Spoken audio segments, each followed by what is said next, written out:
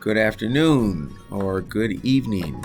uh, Lecture series. My name is Peyton Scott Russell. I'm going to be talking about graffiti and the importance of graffiti in society. I'd like to thank the White Bear Center for Arts for this opportunity. And I have to say that this format is a little weird, giving a lecture to a screen. So I hope you enjoy. Got about 30 minutes here to kind of embellish the idea of the history of graffiti, my history as a graffiti writer, graffiti artist, and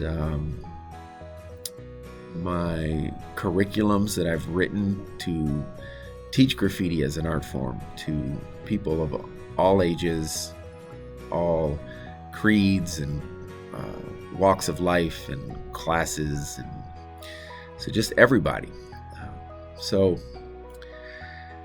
I'd like to start off, I've been a creative artist my entire life. I've always been really interested in working with my hands, always just finding a need. While I was in school, I always had to kind of doodle. And I found, writing my name, my first name, obviously, was really important to me. I ended up writing just my first name, and I got really known for being the artist with one name, Peyton. And writing your name and how you write it is really important. I think it gives a lot of energy about who you are and the stance you take as a person, things you believe in, things you're interested in. I think goes into a signature and how your signature is developed. And that is kind of the basis of what graffiti writing is all about. Writing your name in society, on the structures, infrastructure of society, and putting your name out there. And what is it that you're trying to say by the way that you're writing your name, or your crew affiliation, your peer group, the stylized way that you do that speaks a lot more than what is actually written. So I'd like to go into a little bit of history, graffiti. Now, I generally don't like to talk about the years of antiquity because graffiti, as we use it today, for tagging and graffiti murals and that kind of thing, we never really took influence from like cave paintings and Greek graffiti and that kind of thing, hieroglyphics. But the reason why I mention that is because it's what's innate in all of us. It's something that we've had since the beginning of human beings, and really since the beginning of like recorded time. This idea of wanting to contribute or to leave your mark based on what your interests are, based on your clan or your family group, based on just the things that you do daily. And we as human beings want to leave a remembrance for someone else that comes up to see whatever it is, or a legacy that you've left. And that evidence is since the beginning of time. And graffiti writers today just kind of amplify that by writing our names in as many places as we can.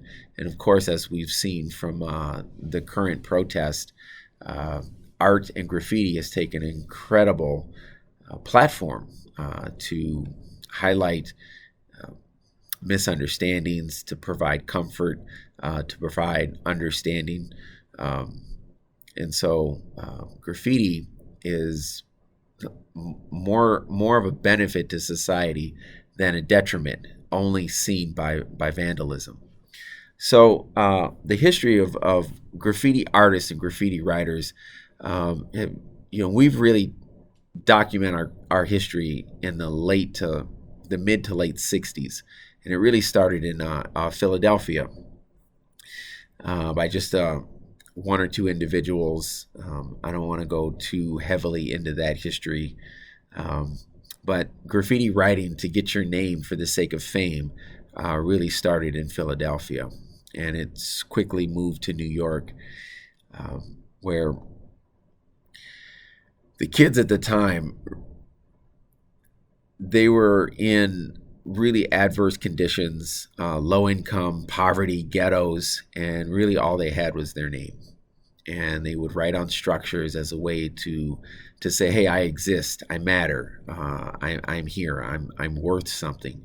So I'm going to write my name in as many places as I can in my neighborhood to try to, create ownership to the places that I live.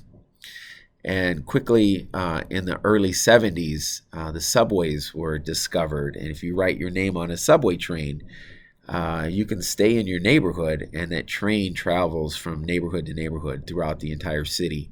And so that recognition and that fame, it was really a revolution during that time for kids that had nothing and used their name to get their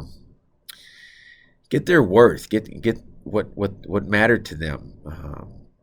Their idea of being recognized through their peers. And, again, in the late 60s and early 70s, it was really just about the signature, tagging your name. And at one point, there were so many names. Every available surface was covered, and certain individuals saw it important to have their name to be highlighted. And the way that they did that was to make their names a little bigger, more colorful. Design elements and artistic principles started to introduce themselves into the signature. And that's when we started seeing themes and backgrounds. And this was the start of graffiti art. Graffiti as an actual art form, as a deeper mode of expression, where, again, you started to see sceneries and color schemes and characters would be in the work to support the name. And those artists who had more of a design, a flair for design, kind of stood out more than the ones that didn't. And so this is when graffiti really started to become an art form and started to be really attractive to a lot of people. Even though it was really seen as an act of vandalism. It was a criminal activity. Kids during that time trespassed. They rode on the trains or private property, defacing property. But they were also expressing something that was a little more important than just living a life as a criminal. And most of us don't see ourselves as criminals. We definitely see ourselves as creatives, and that we want to beautify our neighborhoods and environments with color, our names, again, our crew affiliation, themes, backgrounds. Maybe there's a political message that we want to get across. So today, a lot of different ideals were created based on this idea of writing your name. So I really discovered graffiti in the mid 80s. I was part of the first wave of hip hop that came through the Twin Cities, and I discovered hip hop through trying to be a b-boy. I was very much into breakdancing. I wasn't any good at it. I didn't really have the style and the aesthetics to be a breaker, a b-boy. But I love the idea of what the culture of hip hop stood for. This completely artistic culture that had, four dominant fields or elements. One of them was music, and the other one was poetry, and then graffiti writing and art, and then dance. And so those elements that came together with a really hardcore street aesthetic to it became hip hop. And for me, growing up in many different neighborhoods, environments, that really spoke to me as a young creative, where I could be a part of a culture. Um, Being a child of divorce, I moved around a little bit throughout the Twin Cities, and even lived in Wisconsin, rural Wisconsin, for a time, and never really developed a peer group. So I was kind of a loner. I had a few friends here and there, but nothing that really established myself. Uh, Definitely in high school, as my clique, my group, who are my people. I didn't have that.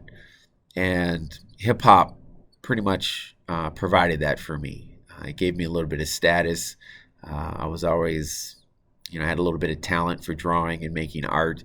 And then when I started doing graffiti, that really gave me a platform to express myself, to uh, tell my fellow classmates what I was into and what I had to offer. And so that just really gave me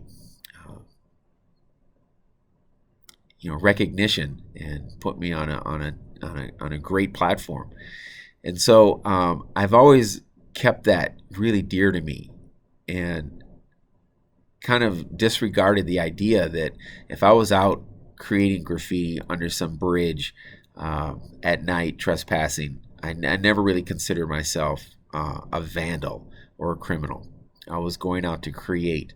I was going out with an intention to create sort of a awe and wonder for people to come see. And then my friends would have to go discover where I painted to get photographs. And the next day, after the weekend, Monday would come around, and then that would be the talk of the school.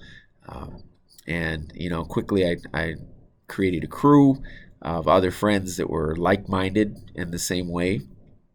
And we began this whole graffiti culture in the 80s, in the mid to late 80s. And another part of that culture was painting jean jackets. We were really heavily into painting jean jackets, and what's kind of solidified our hip hop stance a little more, because it was something that was quickly recognized. You could wear it and walk around, and we could be a part of when the b-boy ciphers were going on, and the battles, and then the rapping and the music and the DJs playing that. We could wear our jackets and still feel like we were contributing to the larger hip-hop culture. It's one of the arguments too, like graffiti kind of stands alone. It exists as its own culture, separate from hip-hop. But hip-hop doesn't exist without graffiti, which is a whole nother argument that I don't quite want to get into. But I've always felt like graffiti and hip-hop were a little separate. We'd go to parties, or we would be in the high school locker room, and again, the rappers would be rapping, the DJs would have their mixtapes going, and the b-boys were breakdancing. And us as artists, we really couldn't contribute in that moment, in real time. But wearing our jean jackets really gave us a presence. So I ended up graduating in the late 80s and went on to art school in Chicago. And this was, again, late 80s, early 90s. And graffiti just was not accepted as an art form. And so I had to sort of hide it. I really focused on printmaking and got really great at screen printing. But I would do all my graffiti stuff outside of the school, which also was one of the most passionate things in my art endeavors. Nothing gave me more satisfaction than actually going out and painting my name. Through school, I really hit the gallery scene pretty hard, and was a fine artist throughout college, and did all the exhibitions, and really lived the life of an artist. But there always felt like I never was saying a whole lot. A lot of my art was really decorative. I could sell the work from time to time, which was really nice. But But every time I would go out and paint on the street, I just really felt like I was being a part of something that was bigger than myself. And it was really hard to explain that to gallery owners or funders, grant writers, when I would try to write grants that would be heavily steeped in graffiti art or street art. Usually they wouldn't be funded. Or I even had people that would reach out and try to get some of the arts organizations that I worked with to not be funded if we had too much graffiti incorporated into our summer mural program. And so it was a heavy fight. The whole criminal versus art argument, all the way up until just recently, I would say maybe 10 years. I think street art and graffiti has been recognized as a viable means of artistic expression, and more people are accepting it as such. So as time has moved on, more and more people are accepting graffiti as a real art form. I started to discover a need where people's interests were more geared towards graffiti and street art as an art form. And someone who has been a creative teacher, a teaching artist, I really felt the need to try to create a curriculum where I could use graffiti to teach it as a fine art. This obviously has not been written. There's no structure of how you teach graffiti as an art form. But being a graduate from the Chicago Art Institute, I try to merge like artistic principles and design elements together with the language of street art and graffiti. And this took several years. I was one of the first people to first introduce graffiti as an art form in the mid-90s through nonprofit organizations. Again, it was just sort of like summer programs that we would hide into the idea that we would paint murals with brushes and rollers and latex paint. And then we would use spray paint as just another medium to create the mural. And then highlight certain types of lettering, which would have a little bit of style to it and done with spray paint. So we would slowly introduce the idea of what graffiti was and how graffiti could be seen as an art form by placing it next to other forms of art. And so I took those concepts and embellished those a little bit more and tried to use the language of, art school and things that like art teachers could understand, and just really relating it to color theory, different concepts of perspective and typography, font development, design, and these kinds of things. And so I slowly started working on curriculums that could help people see creative lettering and graffiti aesthetics as a true fine art. And it was I was talking to one of my mentors about these concepts, and he right away recommended that I apply for the Bush Fellowship. And I remember at the time I was thinking the Bush was a little too hefty. It was a little too big, and Bush wouldn't accept like a graffiti program.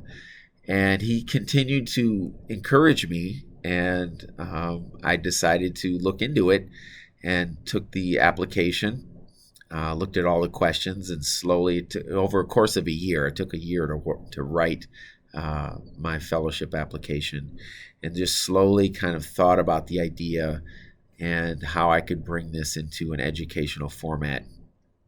And I was awarded the fellowship.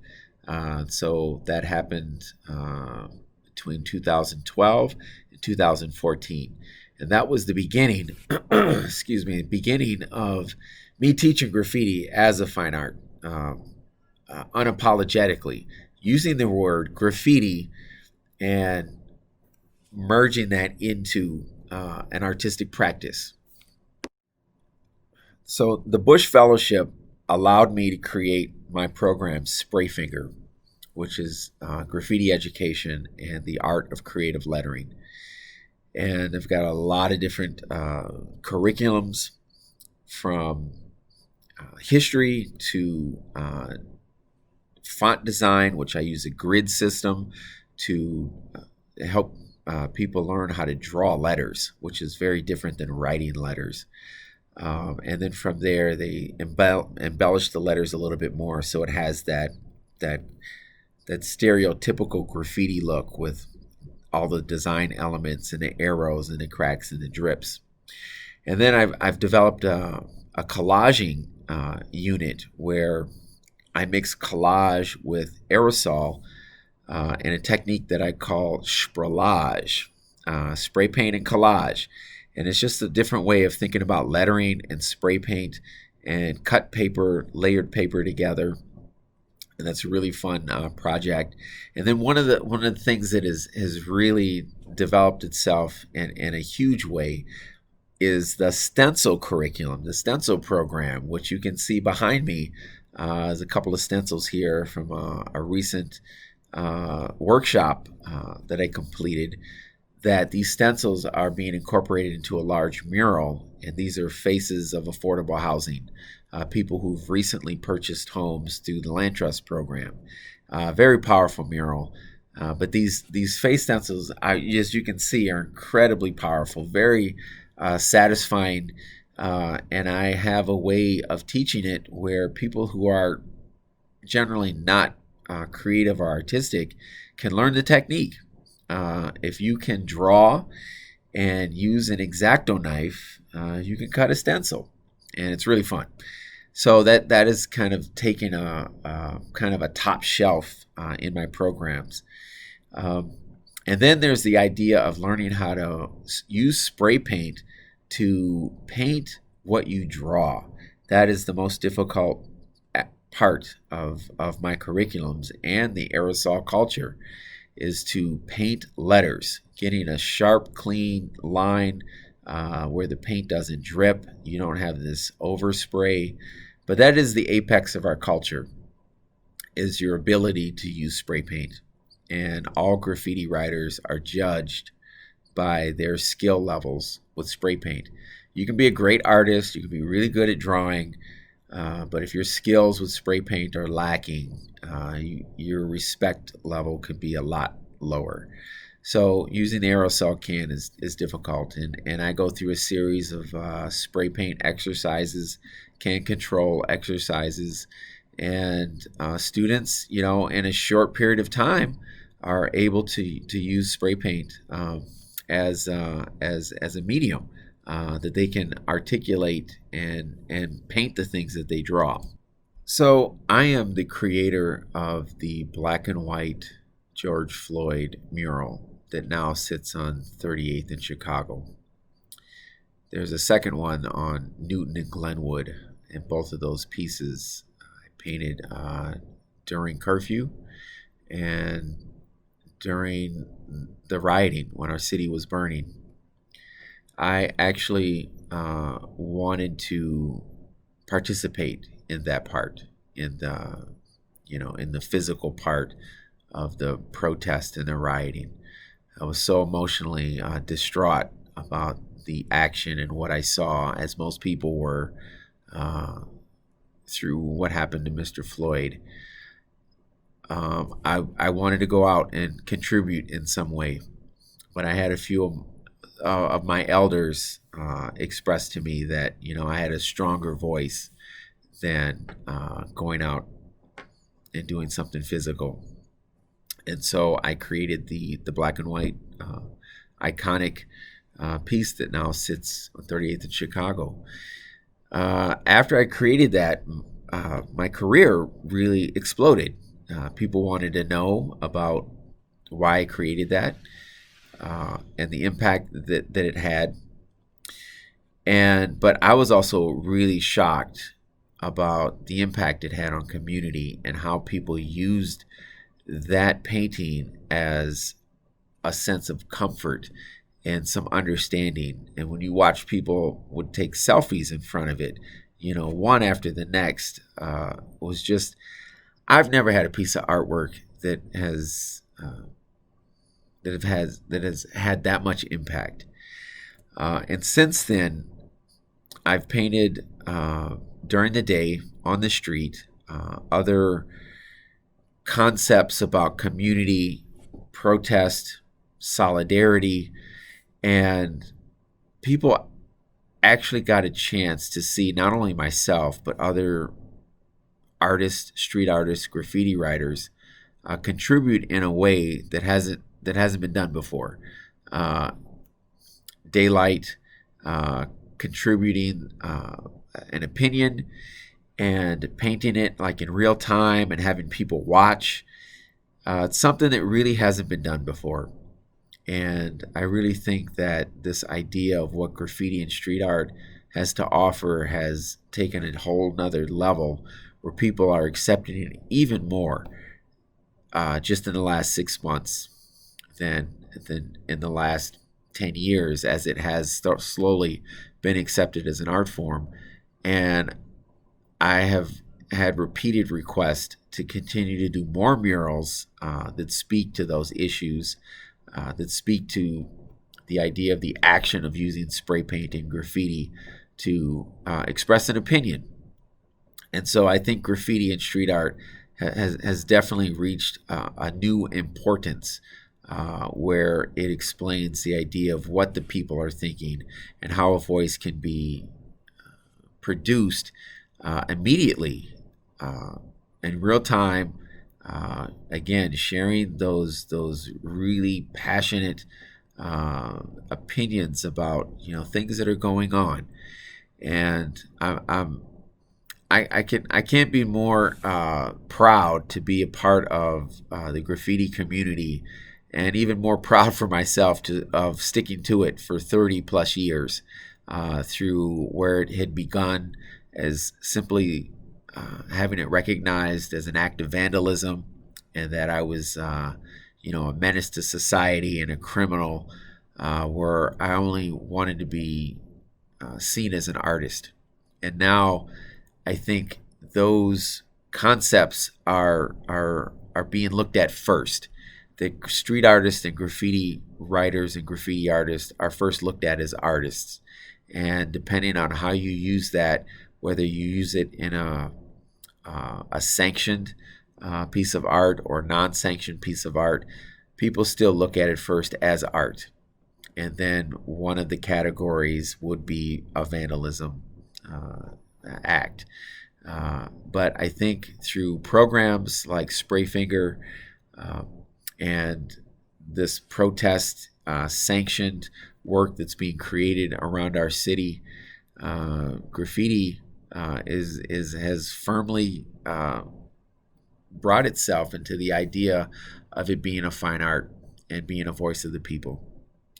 I'm going to end it here, and I wish I could see an audience, and I wish I could answer questions, and give a little bit more Q&A here, but this will have to do for now. And again, I think the White Bear Center for the Arts for giving me the opportunity and the platform to share my voice and to share the expression that I love so much. Thank you.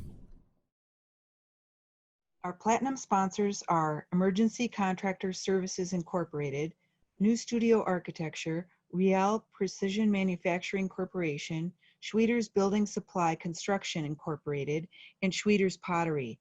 Our gold sponsors are Boehm and Berencher, Mueller Memorial, Steve Goranson Video, and the Pillars of White Bear Lake. And this activity is made possible by the voters of Minnesota through a Minnesota State Arts Board Operating Support Grant, thanks to a legislative appropriation from the Arts and Cultural Heritage Fund, and in part by the Manitou Fund.